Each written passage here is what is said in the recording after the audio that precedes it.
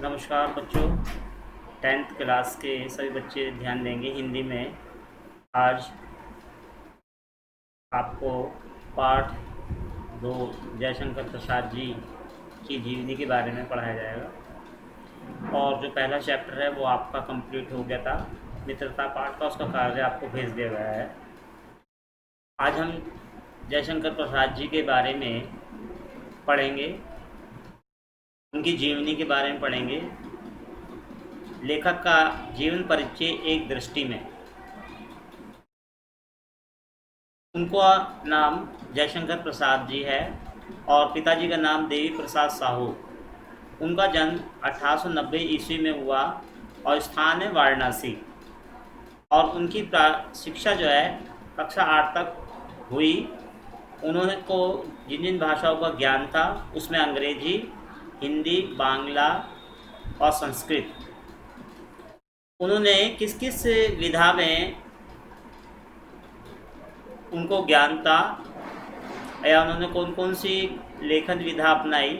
उन्होंने उपन्यास, नाटक, कहानी, काव्य, आलोचना आदि लिखी। और उनकी जो भाषा शैली है साहित्य की शुद्ध है, साहित्यिक खड़ी बोली है। उनकी प्रमुख रचनाएं जिन्हें हम कालजयी रचनाएं कह सकते हैं, कामायनी आदि ये काव्य है। चंद्रगुप्त, सकंदगुप्त आदि नाटक हैं।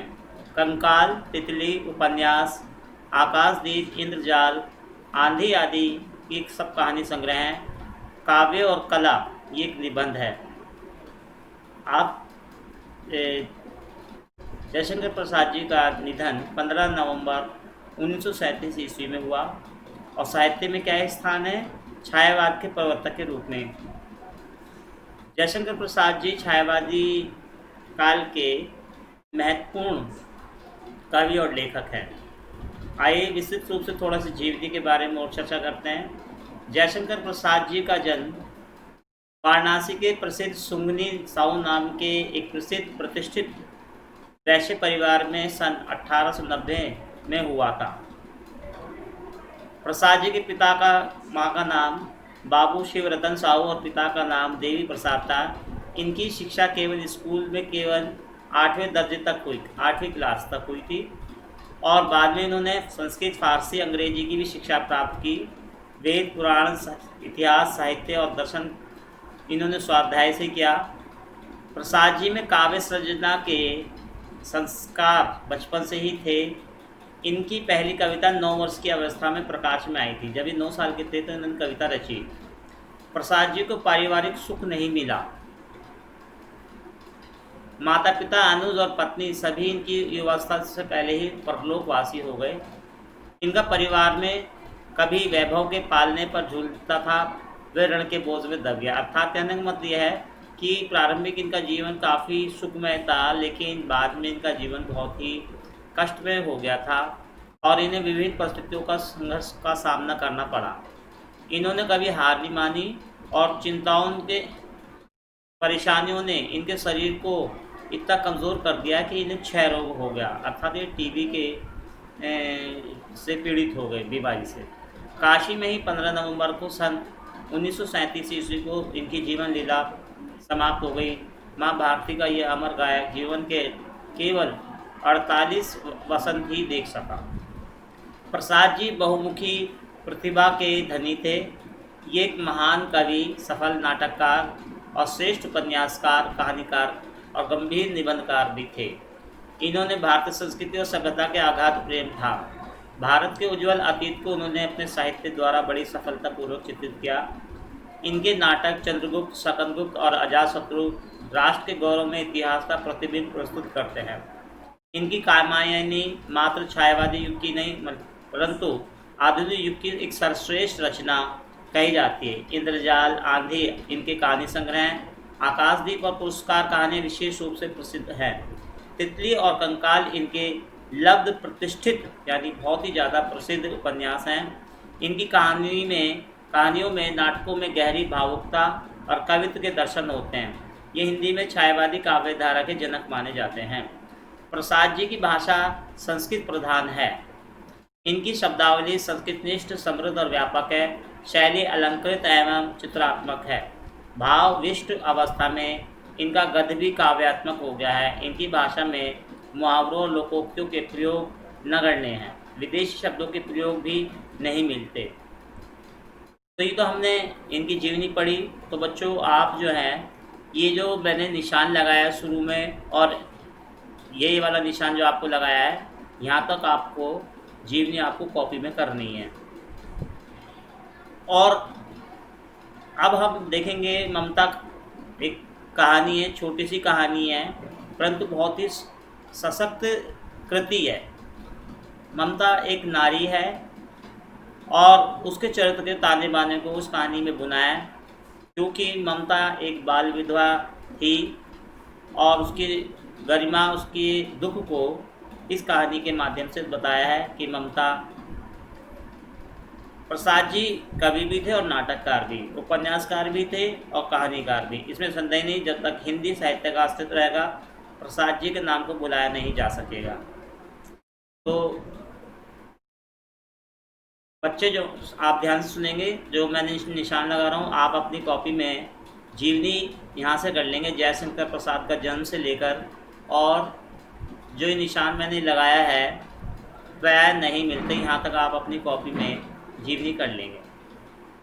आइए अब हम चलते हैं पाठ के बारे में। पाठ 2, ममता। ममता एक विधवा लड़की थी और वो जो अपने महल के खिड़की में बैठी दुखी मन से सामने बह रही नदी को देख रही थी। उसके पिता रोहतास दुर्गपति के मंत्री चूड़ामणि थे और वो उनकी बहुत प्रिय पुत्री थी ममता। लेकिन लेखक ने ये दिखाया है कि उसके दुख को कौन देख सकता है, कि किस प्रकार से ममता ने दूसरों की मदद की और ममता लेश मात्र भी धन का लालच नहीं करती और उसने दूसरों की सहायता करी है। यहाँ तक कि एक बार जब मुग़ल के बादशाह वहाँ पे उनसे शरण मांगने आते हैं तो वो अपना जो कुटिया उन्हें दे देती है, उन्हें पानी पिलाती है और वो उनकी सेवा से बड़े खुश होते हैं। तो पाठ में ये भी बताया गया है कि ममता के स्थान पर उन्होंने एक बहुत बड़ा महल बनाने की गुजारिश की थी, लेकिन वहाँ पे ममता का नाम नहीं था। कहने का अर्थ है समय बदल जाने पर सारी परिस्थितियाँ बदल जाती हैं। तो आइए देखते हैं पाठ के बारे में। रोहतास दुर्ग के प्रकोष्ठ में बैठी हुई, प्रकोष्ठ का मतलब है कि एक कमरा या कोने में बैठी हुई युवती ममता शोण के तीक्ष्ण गंभीर प्रवाह को देख रही थी, दुख के गंभीर रूप को देख रही थी। ममता विधवा थी, उसका यौवन शोण के समान ही उमड़ रहा था। मन में वेदना, मस्तक में आंधी, आंखों में पानी की बरसात लिए वे सुख के कंटक शयन में विकल थी। कंटक शयन का मतलब है कांटों का बिस्तर, कांटों का बिस्तर। वह रोहतास दुर्गपति के मंत्री चूड़ामणि की अकेली दुहिता थी। दुहिता माने बेटी।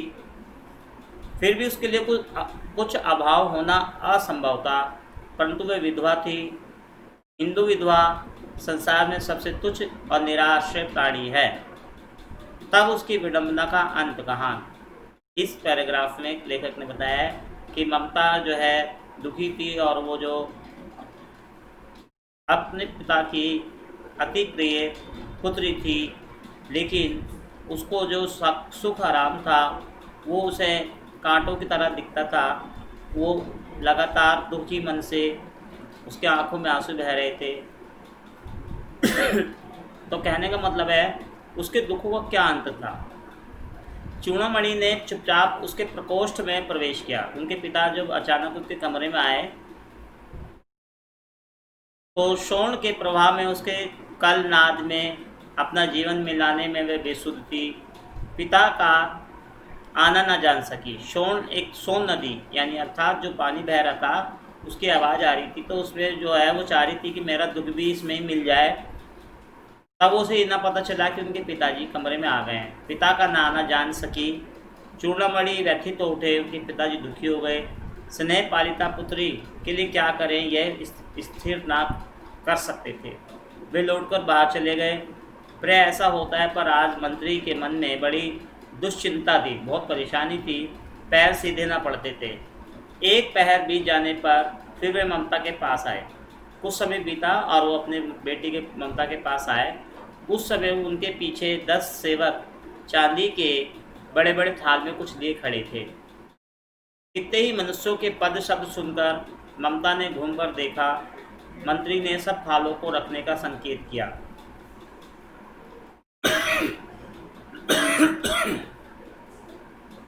जो उनके नौकर थे अनुसार वो थाल रखकर चले गए। ममता ने पूछा, यह क्या है पिताजी? तेरे लिए है बेटी, उपहार है, कहकर चूड़ामणि ने उसका आवरण उल्टा दिया। जो कपड़ा उस पे थाल पे ढका हुआ था वो हटा दिया। स्वर्ण का पीलापन उस सुनहली संध्या में विकीर्ण होने लगा। ममता चौंक उठी। इतना स्वर्ण, ये कहाँ से आया? चुप रहो ममता, ये सब तुम्हारे लिए हैं।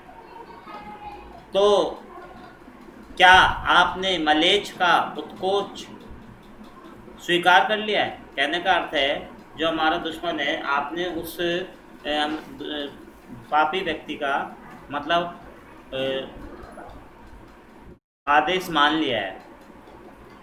पिताजी, यह अनर्थ है। ममता ने अपने पिताजी से कहा कि जो आप धन लेकर आए गलत है, अर्थ नहीं है, इसका कोई मतलब नहीं है, लौटा दीजिए पिताजी। हम ब्राह्मण हैं, इतना सोना लेकर क्या करेंगे? ममता अपने पिता को समझाती है कि पिताजी, हम ब्राह्मण लोग हैं, हमें धन से लाभ प्रेम नहीं करना चाहिए। तो समझाती है अपने पिता को, लेकिन उसके पिताजी ये समझाते हैं कि समय विपरीत है। वो कहते हैं कि इस पतनोन्मुख प्राचीन सामंत वंश का अंत समीप है बेटी।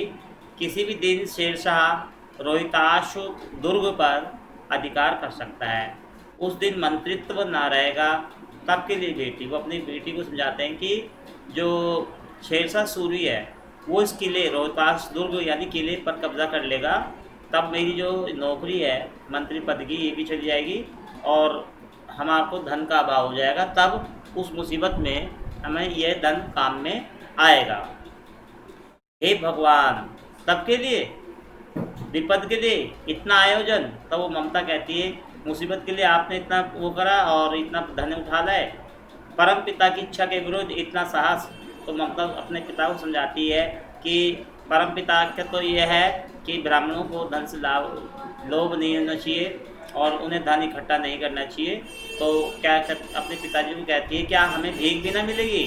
कोई हिंदू भूपृष्ठ ना बचा रह जाएगा जो ब्राह्मण को 2 मुट्ठी अन्न दे सके? यह असंभव है। फेर दीजिए मतलब लौटा दीजिए। पिताजी, मैं काँप रही हूँ, इसकी चमक आँखों को अंधा बना रही है। तो ममता अपने पिताजी को समझाती है कि देखो पिताजी, जब सारे जगह पे शेरशाह सूरी का कब्जा हो जाएगा तो क्या कोई ऐसा स्थान नहीं बचेगा जहाँ पे हिंदू ब्राह्मण को कोई दान दे सके। तो वो कहती है, इस धन को आप लौटा दीजिए। वो कहती है कि इसकी जो चमक है मुझे परेशान कर रही है और ये गलत कार्य है क्या आपने। तब पिताजी उसको अपनी बेटी को कहते हैं मूर्ख है। वो कहते हैं कि मेरी बेटी अभी बात को समझ नहीं जा रही, ये मूर्ख कार्य कर रही है।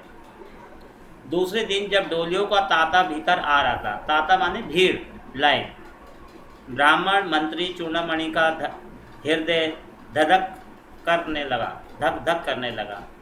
वह अपने आप को रोक न सका। उसने जाकर रोहतास दुर्ग के तोरण पर डोलियों का आवरण खुलवाना चाहा। पठानों ने कहा। तो उस काल में जब कोई स्त्री जाती थी तो वो डोलियाँ होती थी, उसमें बैठ के जाते थे। लेकिन जब वो कुछ डोलियाँ रोहतास दुर्ग में आने लगी तो मंत्री चूड़ामणि को थोड़ा शक हुआ। उन्होंने कहा कि भाई देखो इन डोलियों में कौन है। जब उस पर डोलियों में पर्दे डले हुए थे तो उन्हें खुलवाया। तो जो पठान थे उन्होंने कहा कि यह है महिलाओं का अपमान है। मतलब उस काल में किसी भी स्त्री का पर्दा खोल के देखना, जो उसमें पर्दे में बैठी है डोली में, उसको गलत माना जाता था। तो उन्होंने कहा ये महिलाओं का अपमान है, ठीक है ना। तो आपके लिए हिंदी में यहीं तक रीडिंग कराइए। आज इस वीडियो में यहीं तक आपको ये भेजा जाएगा और अगले टर्म में शेष वीडियो में पाठ का दूसरा भाग आपको भेजा जाएगा। आप इसे अच्छी तरह से समझ लेंगे और जो जीवनी आपको मैंने निशान लगा के दिए वो जीवनी आप अपनी कॉपी में कर लेंगे। धन्यवाद।